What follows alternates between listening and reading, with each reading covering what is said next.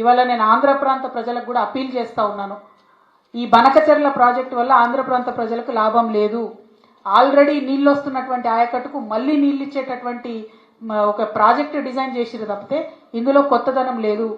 ఆంధ్రప్రదేశ్లో ఇప్పటికీ కూడా నీళ్లు రానటువంటి ప్రాంతాలకు నీళ్లు రావాలని మీ సోదరుగా నేను కోరుకుంటున్నాను.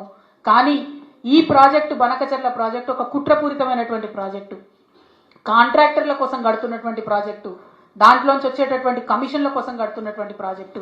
ఇవాళ నేను సవాల్ చేస్తా ఉన్నాను, ఖచ్చితంగా ఇదే ప్రాజెక్టు మెగా కృష్ణారెడ్డి గారికే ఇవ్వడం జరుగుతుంది. మళ్ళీ మెగా ఇంజనీరింగ్ కంపెనీ నుండి తనకొచ్చేటటువంటి వాటా కోసం మన భవిష్యత్తుని, గోదావరి నది జలాల వాటాను మొత్తం కూడా తాకట్టు పెట్టి మన ముఖ్యమంత్రి రేవంత్ రెడ్డి గారు హైదరాబాద్ రావడం జరిగింది. మీరు చూడండి, ఇది జరగకపోతే రేపు ఈ ప్రాజెక్టు మెగా ఇంజనీరింగ్కి ఇవ్వకపోతే మీరు చూడండి. ప్రెస్ ఇన్ఫర్మేషన్ బ్యూరో తెలుగులో ఒక ప్రెస్ నోట్ ఇచ్చింది, ఇంగ్లీష్లో ఒక ప్రెస్ నోట్ ఇచ్చింది. మరి వాళ్ళు పర్టికులర్గా చెప్పడం జరిగింది, ఎజెండాలో బనకచెర్ల ఇష్యూ చర్చించినాం, పవర్ పాయింట్ ప్రజెంటేషన్ కూడా ఇచ్చినాం అన్నటువంటి అంశం ప్రెస్ ఇన్ఫర్మేషన్ బ్యూరో చెప్పడం జరిగింది.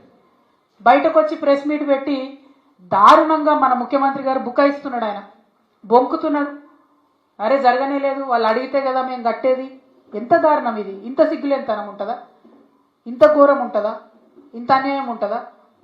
జరిగింది వాస్తవంగా అక్కడ అంతమంది సీనియర్ ఆంధ్ర ఇంజనీర్లు ఉన్నారు, ఇక్కడ సీనియర్ తెలంగాణ ఇంజనీర్లు ఉన్నారు.